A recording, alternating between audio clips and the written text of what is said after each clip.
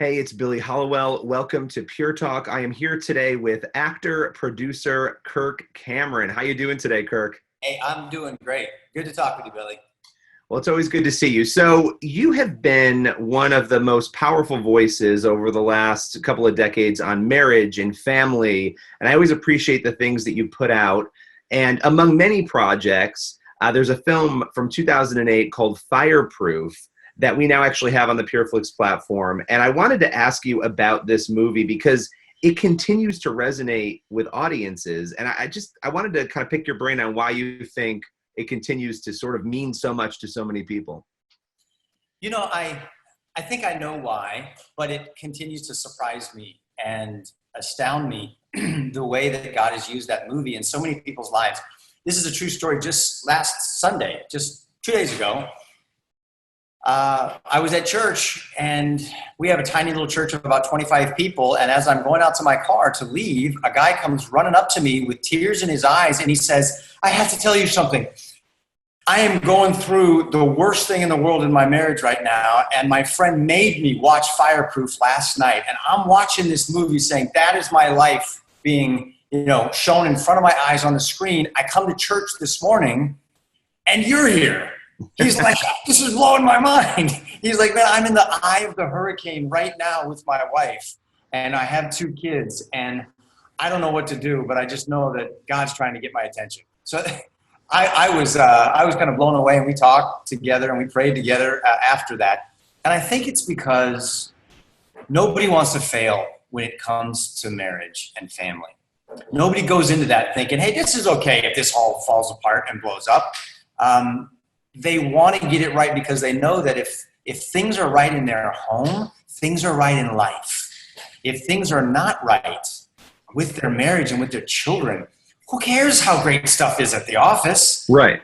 Life is not right if it's not right in the home. And I think Fireproof speaks to that core value that God's put in us, that you need to love your wife, particularly if you're a Christian.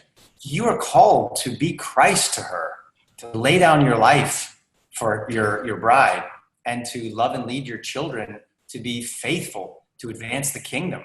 And Fireproof speaks to those sensibilities.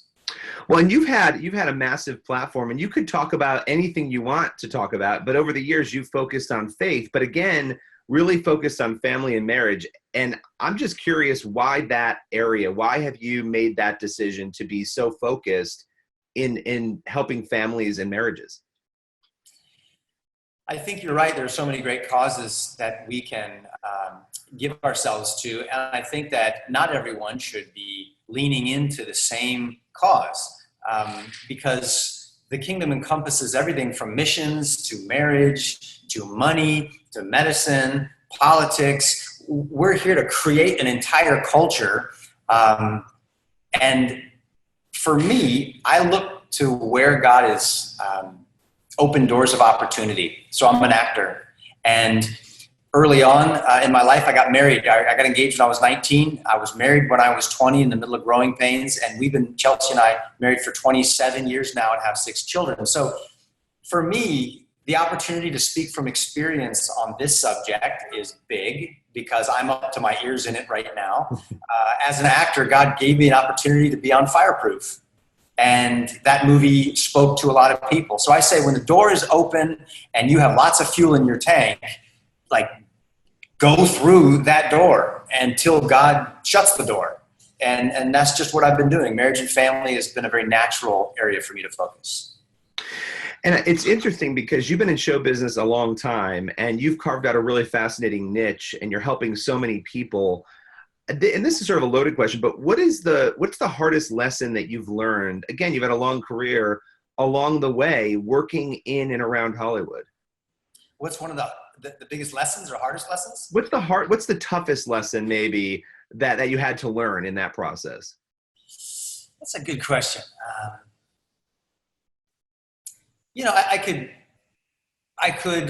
We could talk about the risk of being truthful and honest in a very politically charged, politically correct environment, and what are those risks and what are the rewards. But But I would say that's just par for the course if you have convictions that you need to allow your morals, your ethics, your core values be determined by something higher than the culture around you.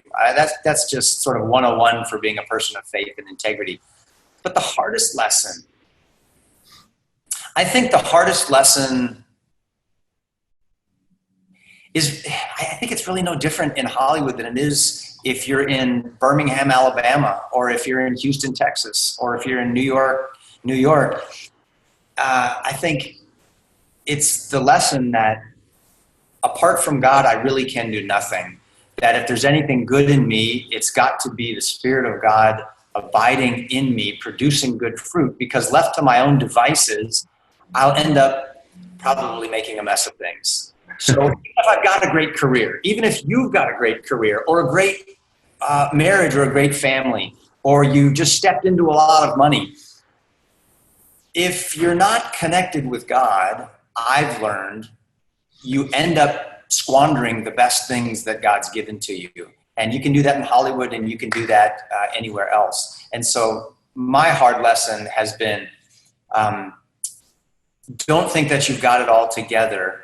You are still a work in process, and you are in desperate need of the changing power of the Holy Spirit to renew you daily as you renew your mind through the Word of God.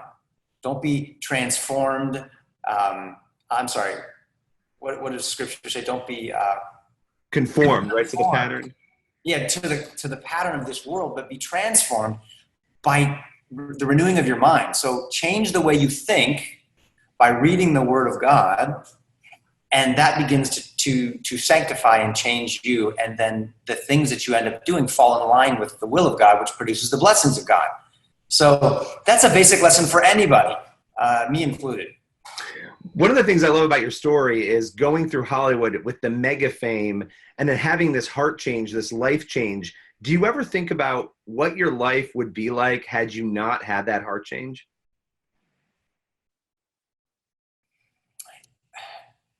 Yes, I do. And it just it blows me away. It makes me very grateful. You're using very strong words like mega fame and heart change and I think that just like I said earlier, without the Spirit of God, we all end up going down the path that's natural to us, and that is, how can I get the most I can get out of this life before I die? Eat, drink, and be merry, for tomorrow we could die, and that's true. So I just look at a lot of my peers when I was younger, child stars, teen actors, and I look at the path that so many of my friends have gone down, and many of them have really had to learn a lot of hard lessons. Some of the people that I auditioned with for the same roles, like River Phoenix or Corey Haim or Andrew Koenig, who was my best friend on Growing Pains, I look at what happened to them and some choices that they made or that their parents made, or that the environment that they were in, how that affected them. And I just have to say, I'm so glad for the parents I had, for the people who held me up when I struggled and held me down when I strayed, and for a God who loved me enough to, get a hold of me and put me on a higher road. Well, and you've done, so much of what you work on now, the Courage, your website, which is phenomenal, the films, the projects that you put out, they focus on helping other people, because I think it's a great point that you make. Everybody faces the same struggle. Everybody needs a redeemer. We all, in Hollywood, it's easy to point at Hollywood and say, oh, it's so much worse because there's a lot of temptation. But the reality is every human being faces these things, these challenges, and you need to make that decision, right, for Christ, for yourself. When you look at what you're doing now, take me through your day-to-day and take me through what motivates you to continue putting out the great content you're putting out. Let's see, this morning I woke up early and I was tiptoeing through the house so I didn't wake up my wife. And I was making sure the dogs got outside before they started barking to wake up my wife, because she's a light sleeper. A pot of coffee. And then, let's see, I actually was late to come to the office today, and I hadn't shaved for this interview with you. So I stopped by CVS and I got a shaver so I could shave in the car. So you're just a normal guy, Kirk. You're just a normal guy. I think I was swerving around in my lane. I was nervous a police officer was going to pull me over. So that was my morning. Again, a totally normal guy with a great platform. And you said something earlier, though, about, that when I asked you about the tough lessons, it's sort of, living in this era of political correctness and all the things that are going on in culture. What are some of the things that concern you about culture, or that you sort of look at in terms of changing culture over the last decade, let's say? One of the things that is very dangerous, and there should be a law against, is guys shaving while driving. I mean, that could really end up hurting a lot of people. I'm looking here on the chat that's going through here on our feed, and some guy's telling me no shaving while driving. So what are some of the concerns about culture? I just made a whole movie called Connect, and it's all about the effect that technology and social media is having on our kids, on a young generation. And it's really not just them, it's on their parents too, like me and my wife and you and your wife. And I made a whole movie about it because there are reports coming out now, even from some of the designers of these social media platforms like Facebook, Twitter, Snapchat, that are saying they don't even let their kids go on these platforms, that they themselves stay away from it because they realize they've created a technological monster that has grown to be so big with the pure intention of consuming as much time and attention as possible from their users. Because that's how you get paid, is advertising. The more time you watch, the more ads you can see, the more money that they get. And they realize that it's having a very negative effect on the development of kids' brains and a negative effect on society, relationships, where people get their news and information from, their perception of truth and reality all around the world. So I made a movie about it. So that concerns me. I don't think technology is bad. We're using it right now. We'd be right. I was just going to say, here we are. No, I like technology. I'm sure there were people who decried the invention of the automobile, and they said horses are better. But when technology shows up, it usually doesn't go away. So let's use cars and planes and spaceships for good things. And in the same way, if we're going to use our phone, let's use it to be able to spread messages of love and truth and hope and faith and have these kinds of conversations. So I made that movie because I am concerned about the need for responsibility, special parenting responsibility that goes along with this incredible advance of technology that we put into our kids' hands. It's almost an addiction. You see it with kids. And I think a lot of parents struggle with this. Even with my 2-year-old, the iPad, having games, like educational games, wanting the iPad when they first wake up and having to say, no, we have a set time for that. Or even saying, is this a good thing for a young kid to even be on? I think there's a lot going on in this space. And I think it's a fascinating area for you to have to dive in on. What was it for you that motivated that decision? Because again, a lot of what you've done, this is in line with that, but family, marriage, and it's a fascinating topic, tech. Well, it was all the blackmail photos that showed up of me on the internet that made me, no. I don't think that there's any. I haven't seen any of those yet. Which is creepy now, because you could put somebody's head on somebody's body and make up anything now. I mean, right? Yeah. There's holograms of dead people who seem like they're alive. Who knows? How does anybody tell what's even real anymore? I mean, I think the reason that I made that movie was, at least a big part of it, is that Chelsea and I have 6 children, and we decided on one Mother's Day my wife decided on Mother's Day, because she likes to get gifts for our kids on Mother's Day. She wants to celebrate the ones who made her a mom. And one year she said, let's get the kids cell phones. And I thought, wow, so okay, this is a big deal. All the kids wanted cell phones, and so we got them for them one year.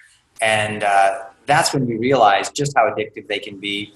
Of course, there's all of the content that is available to someone with a smartphone and an open internet connection. And not to mention just all of the psychological impact that this has on kids and their relationships, and just their sense of identity and their sense of community. There are more kids with more followers and friends today, But the experts I interview say that this is the loneliest generation of kids ever, because their world has been hijacked by this virtual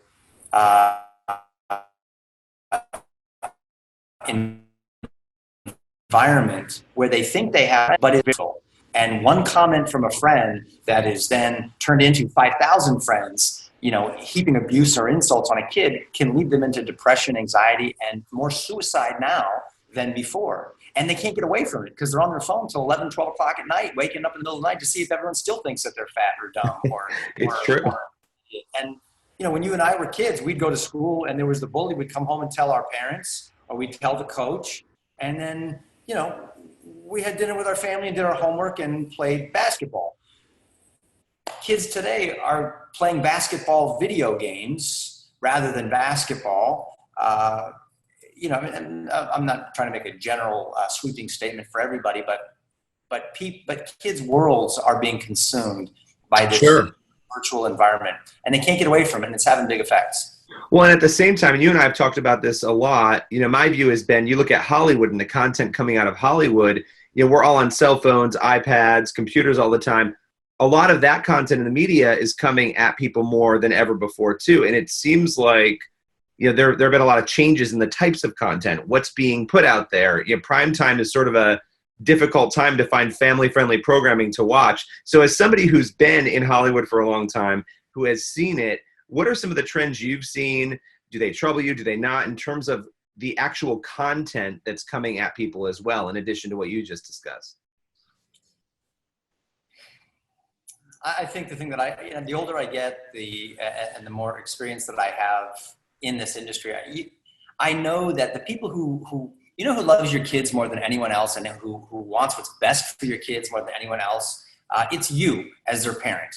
It's you, mom and dad. It's not the company that's making the educational games for your kids. It's not the social media platform that says that they care about kids. At the end of the day,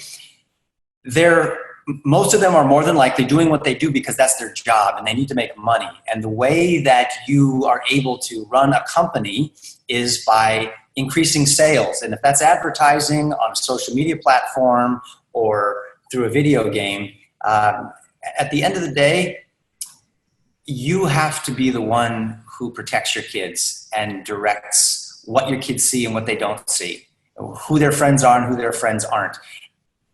Kids' friends and their music are probably two of the biggest areas of influence in their whole life. And so the kind of content that I see people making, to me, doesn't seem like it's helping us as parents as much as it's helping the companies who are making the content. And it's designed to consume more and more of their time. Parents need to parent kids. We can't outsource parenting to a great piece of technology who promises to help you with parenting by taking over 4 hours of their time. Right. I don't think that's a good idea, because they keep getting to do that when your kids see ads that they tell you, have let them know that they need to go buy this thing now. Right. At the end of the day, I'm all for advertising, but at the end of the day, you've got to parent your kids. And I don't think that online content is ever going to be a substitute for good parenting. I love that. Well, now I have to I want to try to stump you, Kirk. So I'm going to switch gears, and here's my question. Kirk Cameron, where do you see Kirk Cameron in 10 years? Did I stump you? You didn't really stump me. I'm just thinking, how do I answer that question? I don't know how to answer that question. It's a weird question, but I think in light of what you've been doing, I want to know where you see yourself in 10 years. So, all right. So I'm thinking my oldest son, Jack, in 10 years will be 31. And I could be a grandfather. And my youngest will be 25. And so he will hopefully have moved out of the house by then. So I could be traveling around the world in the south of France with my wife, just the two of us, like we were when we first got married and were on our honeymoon. That would be an awesome place to be in 10 years. And we come back and visit the kids and the grandkids once in a while. I love that. I love that. What about professionally? Oh, professionally? I've stopped trying to really to guess on that, because I grew up never wanting to be an actor. My desire was to be a doctor. I wanted to go to medical school and become a surgeon. I think that's why I was so excited to meet Ben Carson, because he's sort of a medical hero in my mind. And this whole acting thing has always felt like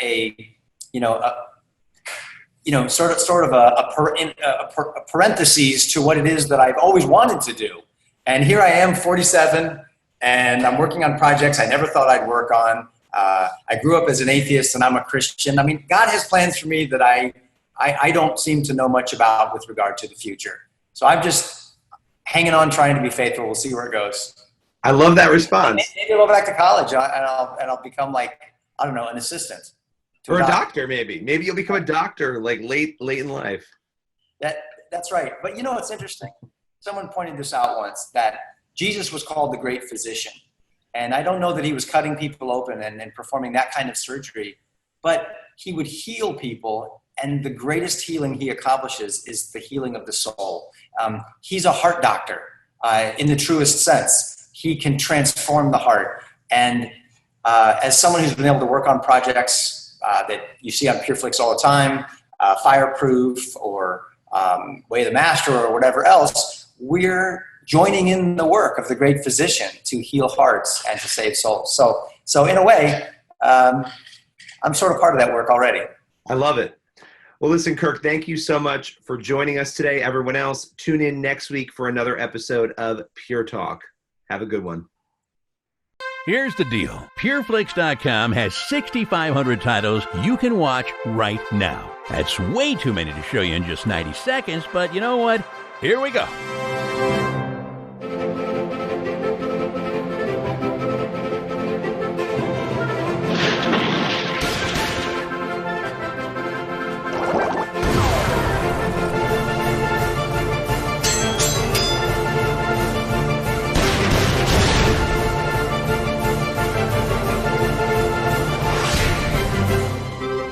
The man, you were the dog. I am talking to a dog.